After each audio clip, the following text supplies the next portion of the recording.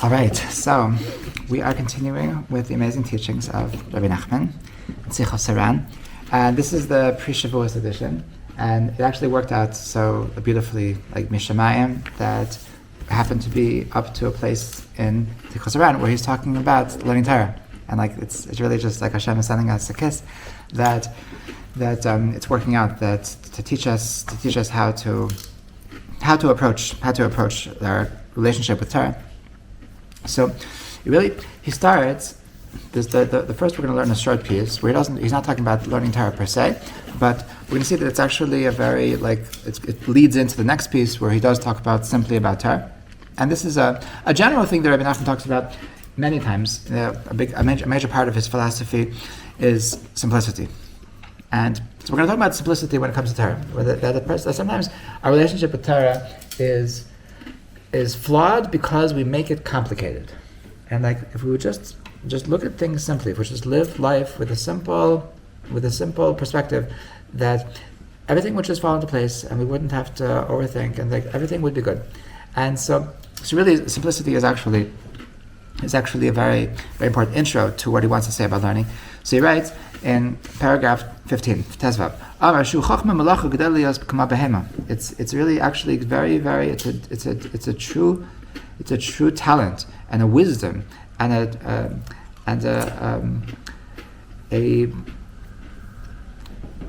certain amount of skillsmanship to be like an animal. That he says that there's a pasuk that says chachma behema. It means that there's a wisdom of being like a behema, of being like an animal. And what does it mean to be an animal? So he's basing himself on a Gemara that it says that it's based, which the Gemara is based on a pasuk. It says Adam of behema toshia Hashem, that man and animal you should save Hashem.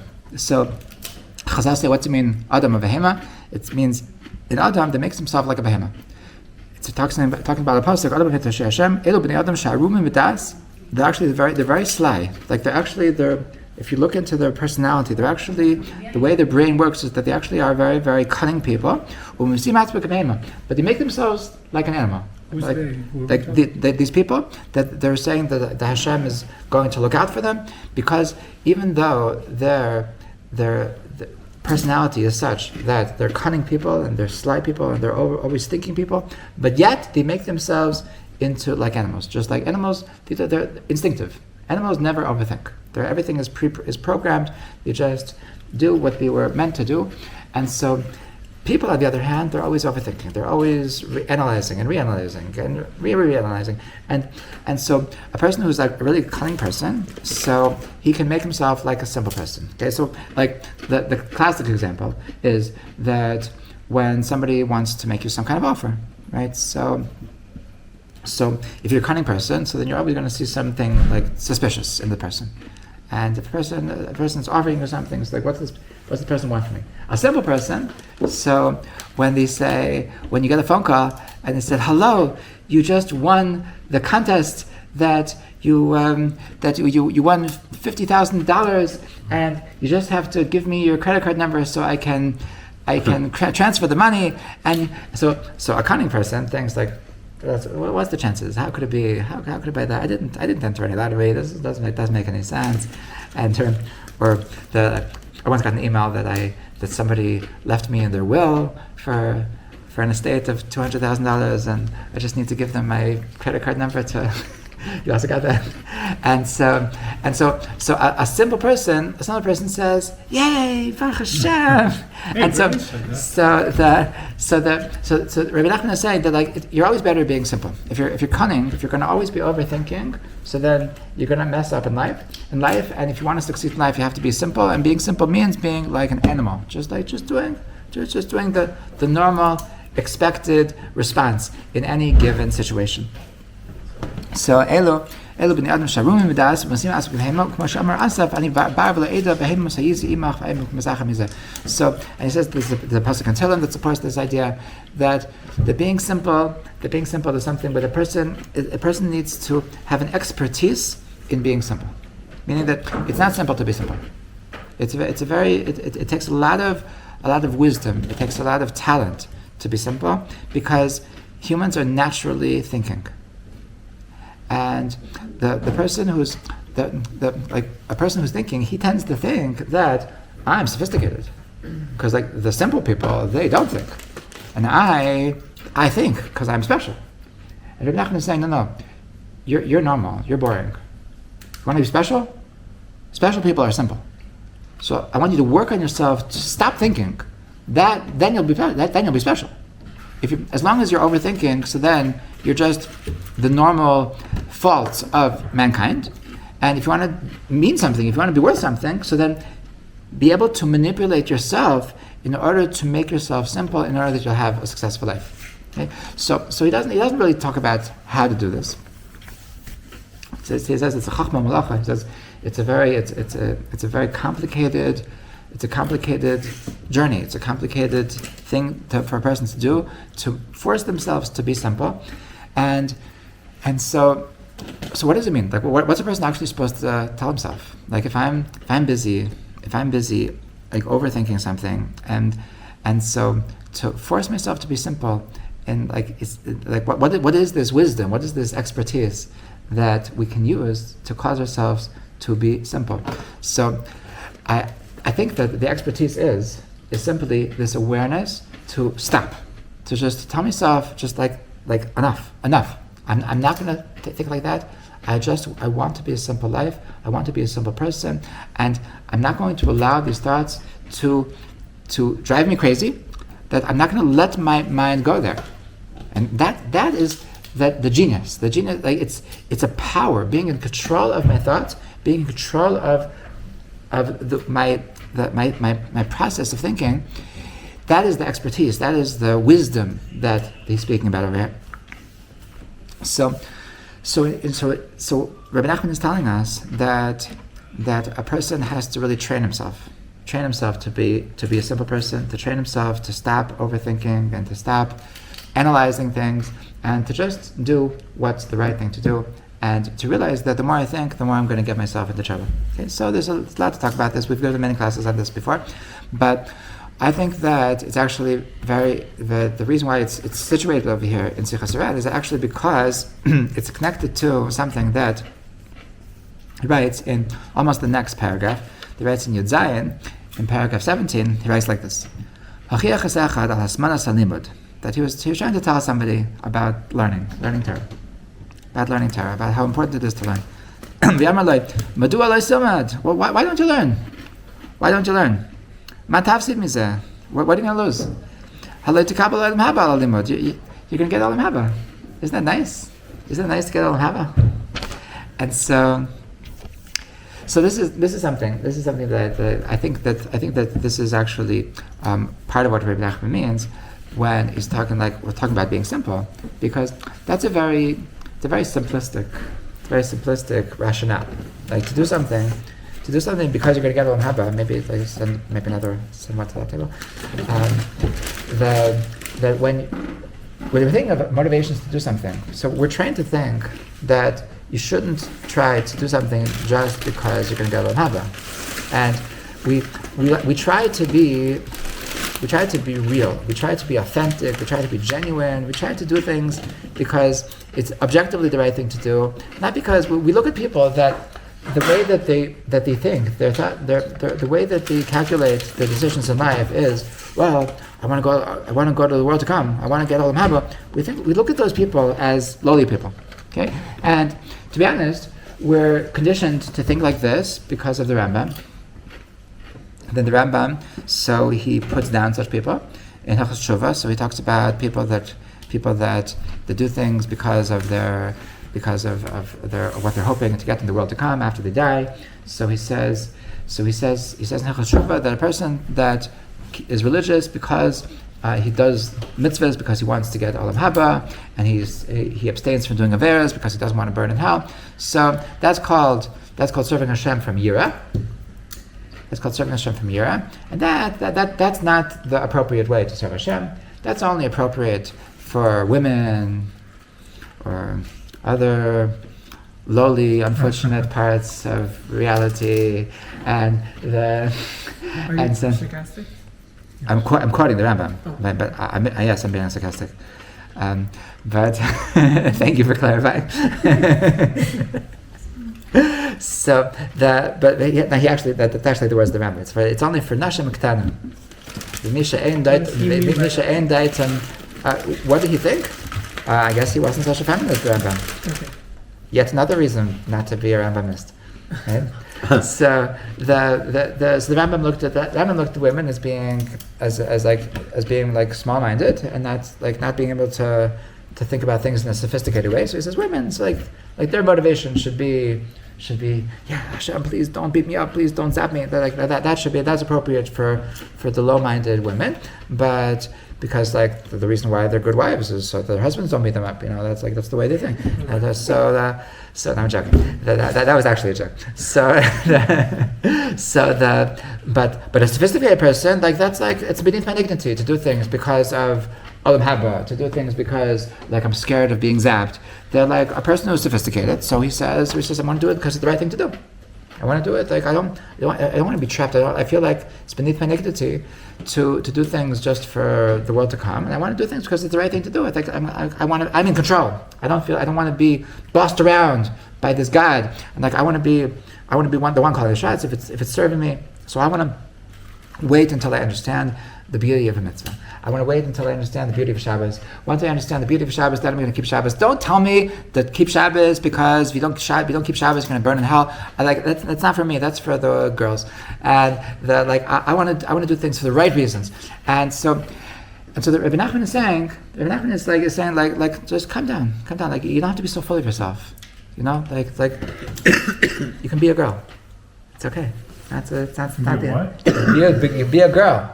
You can you do things for this, do things for the lower motivations, do it for the olam haba. It's good. It's a nice thing. It's a nice thing to do things because you want olam haba. So Rabbi Nachman was talking to somebody and says come on, why aren't you learning? You're going to get olam haba. Meaning he understood that this guy, obviously he doesn't like learning. The guy wasn't learning, right? So he told him. So he told him why don't you learn? You got olam haba. It's a nice thing. So meaning he didn't say come on, what's wrong with you? Torah is the most amazing thing in the world, because that's not going to work. It's not going to work. There's a story with Haran and Shteiman. There's a Chana Vracha that there was a boy that he didn't enjoy learning. And he was in yeshiva. In the Haredi system, if you don't enjoy learning, you're screwed. Yeah. There isn't options for going to university, for doing it's really so he was really it was really in a difficult situation because he didn't enjoy learning, and so I don't know if his parents wanted him to speak to Rav Aaron Leib, or it was he I think his father. I think that's what it was. His father really wanted him to speak to Rav Aaron Leib, so he went and met an appointment, and I said, I want to speak to the Rav at the Yeshiva, but it's important for me that nobody else should be in the room. I just want to speak to him, and so Rav Aaron Leib agreed. I guess it was before the story before somebody killed Rav Pinchas Abuchsera. That you heard about the story?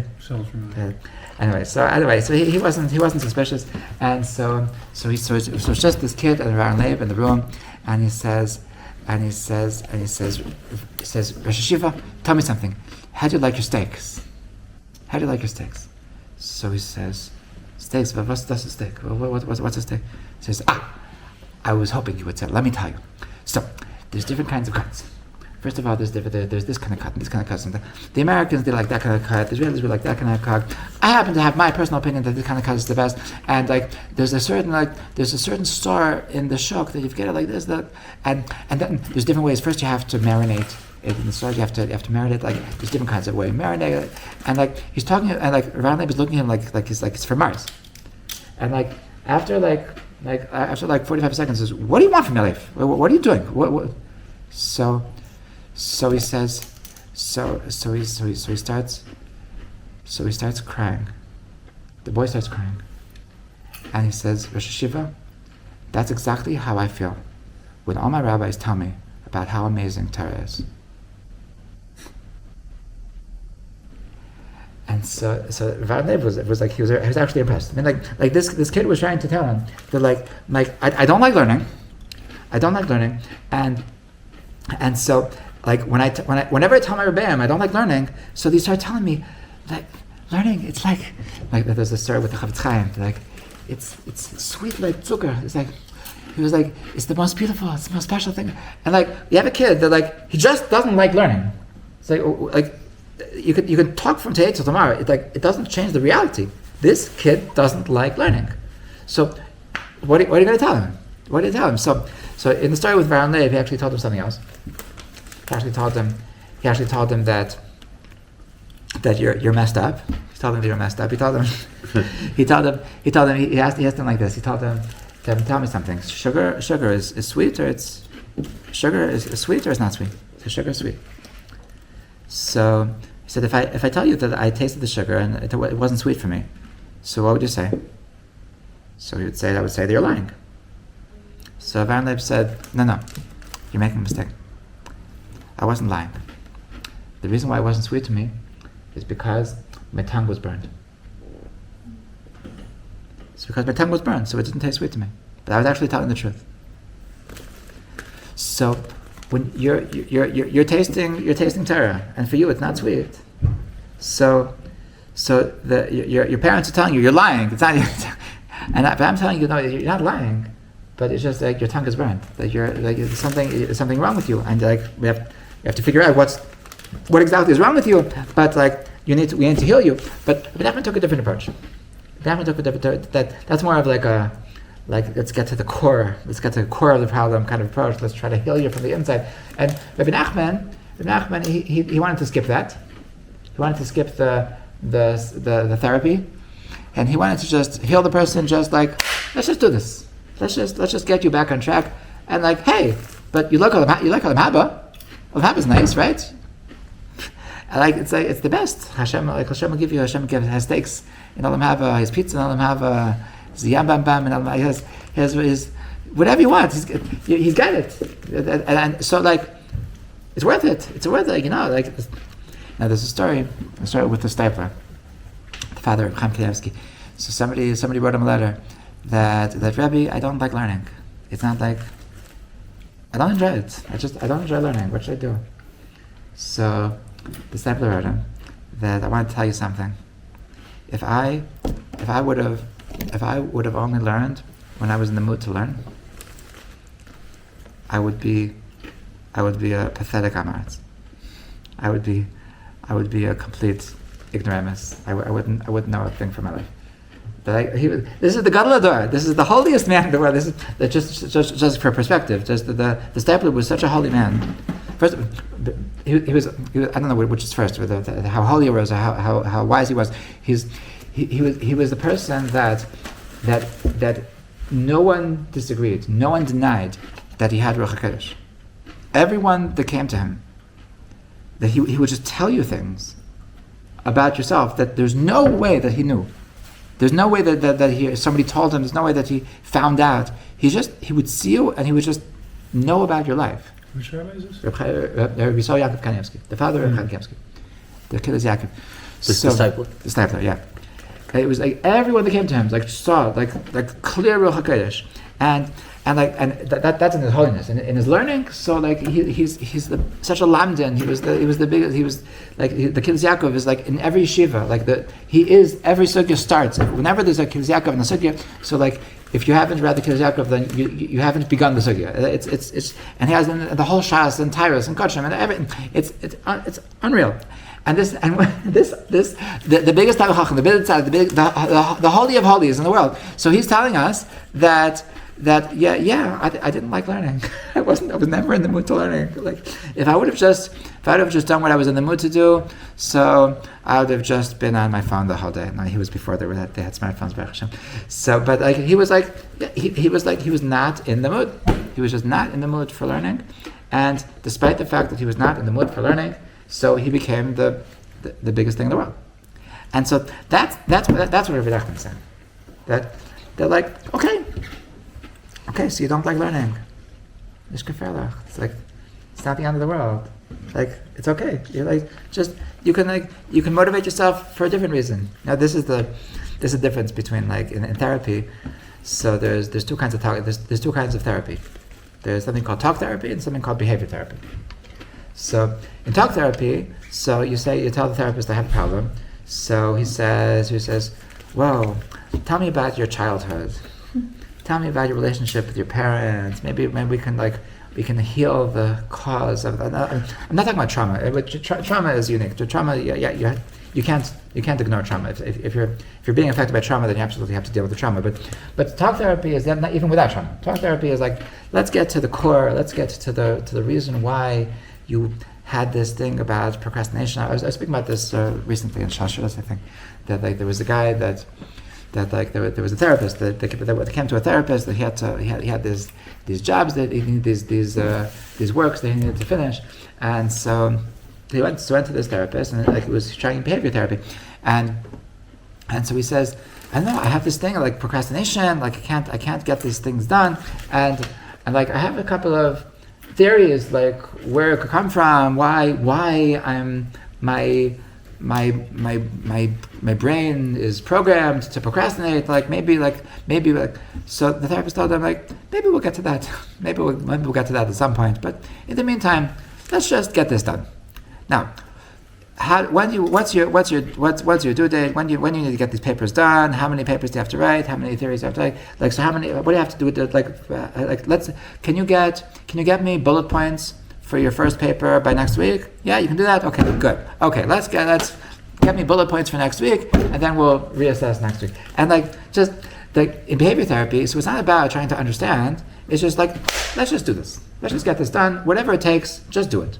Okay? So just just do it is it's Nike. A friend of mine told me the story. It's not really true. It's not really true. Apparently just do it is, he took the words from some Gadi on death row that was being killed, but those were his last words. Just do it.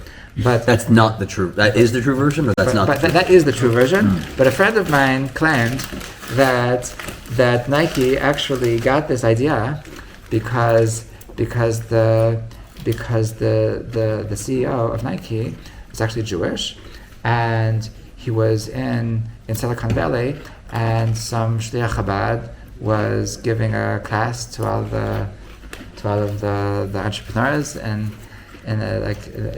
over there, and so he was talking about how the Rebbe was always complaining about how people were just like they're having meetings, that the point of the meeting is to have the next meeting, and the point of the next meeting is to have the next meeting, and he was very like, let's just do this. Let's just do it. Enough thinking, enough talking, enough planning. Like just do it.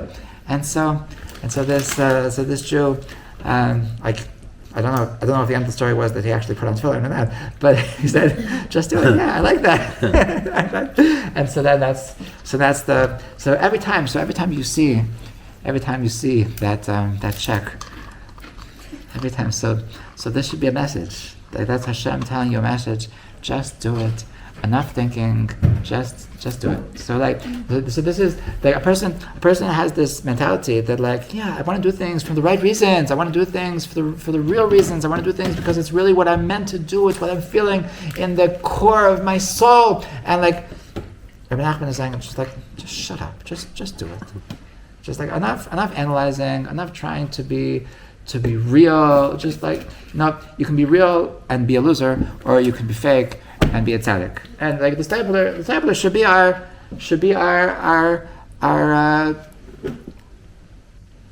inspiration, that you don't have to really feel it. You don't have to be in the mood. You don't have to wait for the right moments to just do it.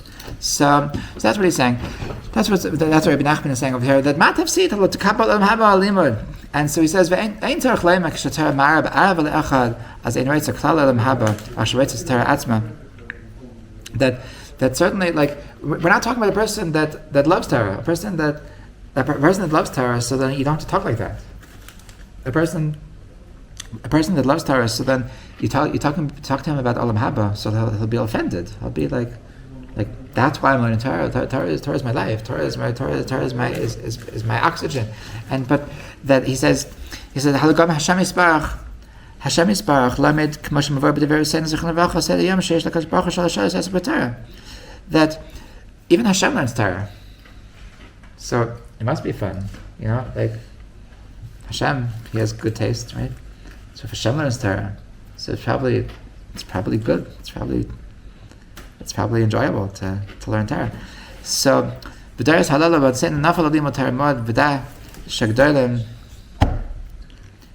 Shoy B'Daris Lefanein V'Hainu Rabbanim G'Dalim V'Hainu was Lo Yedim Shum Kavanas V'Av Pikin La Yichudim Nasus Ma'ifsim Ma'akad Elimad Torah Hakdesha Yidei Zahayir Kol Ma'is Dibad Niskayim Kach.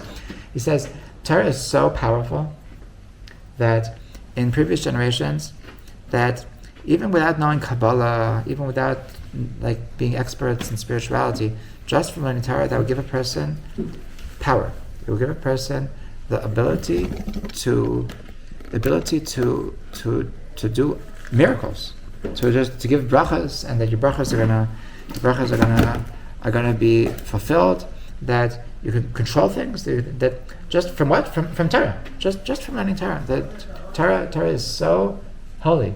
Torah is so powerful that it's just when you absorb Torah, so then you become a bigger person. It's just to look at it just like Shalal Shvat. Look at it from the wrong motivations. So Rabbi Nachman is saying he's really putting on the table. He's really advising us that not to think so much, not to think that no, I want to do things for the right reasons. Just do it. It'll be good for you. The person once asked me regarding davening that's like he didn't like that. Like if you're a religious Jew, you're supposed to daven 3 times a day. That it didn't. He doesn't like the forced to daven.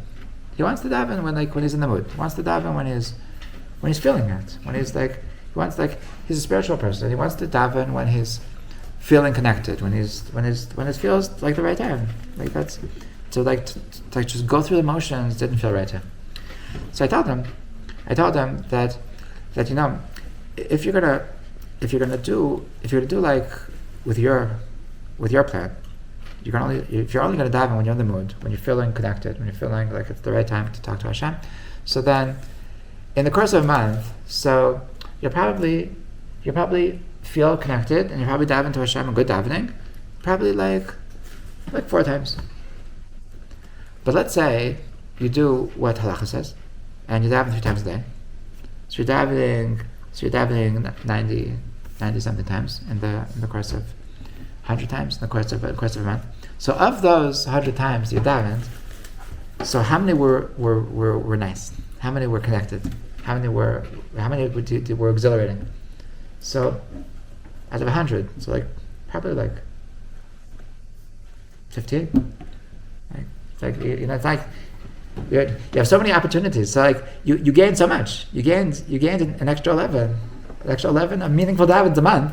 It adds up. Every month you have another 11 davenings that you had awesome connection, that you awesome experience, awesome devotion, and how'd you get that? Because you just did it. Because you didn't wait for the right time. You said, if I do it, so then the feelings will come. You're in control of your actions. You're in control of your actions, and if you control your actions, so then Hashem will work it out. You're actually gaining not just from doing the right thing. You're actually gaining from the perspective of the dveikus, of connection, of real from on a soul level. You're also gaining.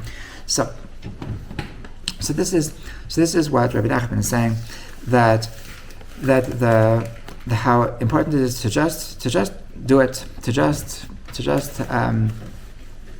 take the time and learn, and to know that it's the right thing to do, and that it's going to make me into a better person, and so it's going to make you. It's what Hashem wants from me, and we have a tendency to analyze things too much, and that is really our Yetzer Hara, which is trying to keep us from succeeding in life. Okay. Another two points he writes over here. In 18, he has a small point.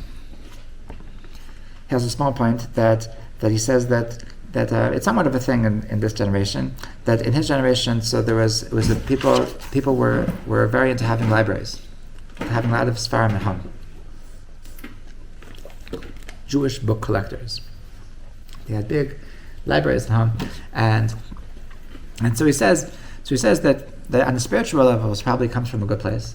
That people that like, because it says that it's like a certain curse of like the Torah shouldn't be forgotten, and so, but he says that like if you're going to have a lot of Torahs, the Torah will never be forgotten. But he says that obviously that's not the point. The point is obviously to learn. That person could own a lot of books and think like, "Whoa, look at like such an impressive bookshelf."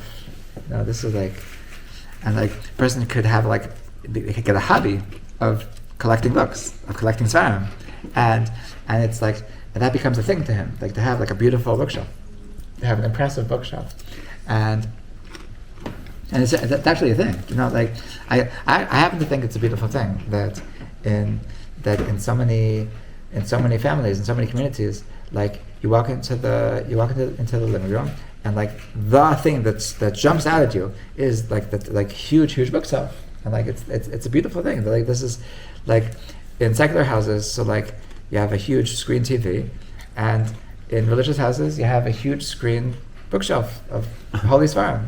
This is what we are. This is what we're proud of. This is what's like jumping out at you, and so there's something very beautiful about it. But Rabbi Nachman is saying that it's a good start, but like if you don't learn, it's actually worthless. Like it's not like it shouldn't be your trophy. You're like, I'm showing the world that like I'm really into learning, but like that's it. Like the point of the books is actually that you should open them, and so a person shouldn't think that collecting is that there's like I think that in a certain sense that there's people that in a certain sense that the world of academia has sort of had the similar problem that like the same way like Rabbi Nachman is talking about, if you want to take it like to the nth degree, he's talking about people who are collectors, people that become Judaica collectors, and their connection to Torah is that they're Judaica collectors, and they're into like a first edition of the Shas of Varsha or whatever, and this is like, I have an autograph of Rabbi Akiva Eger, and that's their connection, and Rabbi Nachman is saying like, nobody cares about your autograph of Rabbi Akiva Eger, like just learn Rabbi Akiva Eger, just like nobody actually said, know is actually what he wanted you to know, not. He didn't want you to care about his signature. He wanted to care about his thoughts. He wanted you to care about his teachings, and so I think that there's a certain Yetzer Hara in the world of academia that I don't think this is related to anybody here, but just like if you've heard of this world of academia, that like they analyze Shas and they analyze the things that they can find out about the reasons why this Rava said what he said is actually connected to the agricultural things going on in Babylonia at the time, and if you learn the fashion that was going on in Babylonia at the time, and you understand the nutrition stuff, like what kind of foods they would eat, then you would understand why he says that this statement in this tractate of Gemara. And it's like, that's basically the word, that's the way that the world of academia analyzes things in Shas, in Torah. And so it's a very superficial way of looking at things. It's a way that a person can be learning Torah the whole day, but completely avoid the wisdom, completely avoid the elokus, to completely avoid the divinity, which is hiding in the wisdom of the Torah, which is the wisdom of Hashem.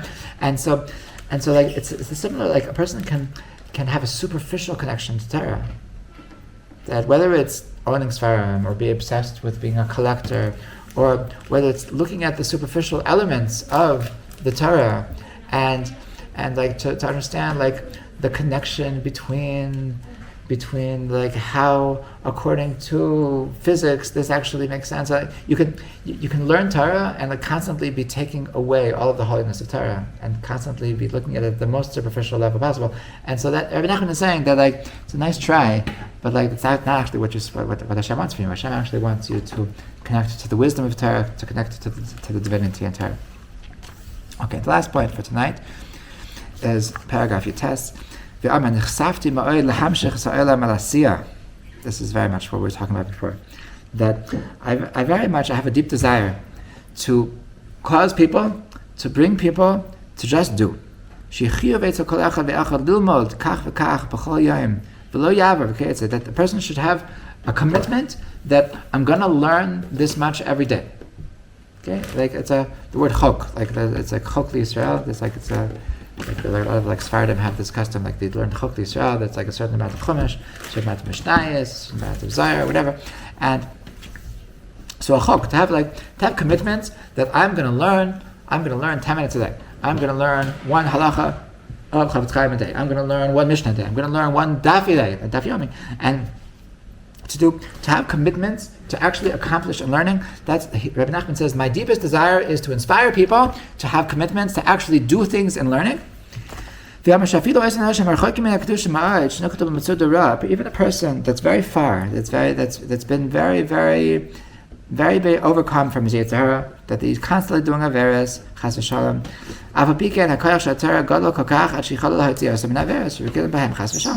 That Torah is so powerful, the Torah can help you escape from your averes. So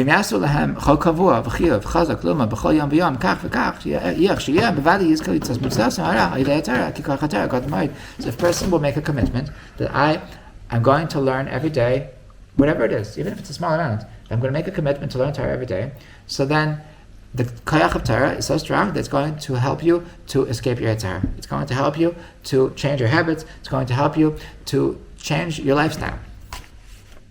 And everything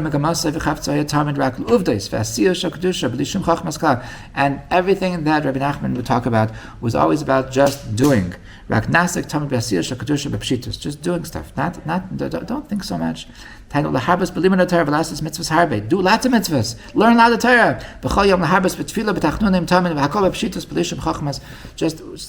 Just simplicity. Well, what does it mean simplicity? It means just do it. That's the simplicity. They're like, what are you doing? I'm just doing it. That's what that, like, what do you, when a person, the opposite of simplicity is that a person asks, what are you doing exactly? And so and then you take a step back and you say, let me explain to you. Hashem, He created the world. And you give him this whole speech of why this is actually so amazing. And with Nachman saying, just skip that. Just do it. Just do it. It's good for you. It's good for you, I promise. I promise, it's going to get you olam haba. I promise you, it's going to help you. It's going to get you out of your averes. It's just stop thinking so much. Not everything. And this is something that is not self-evident. It's really, really not self-evident that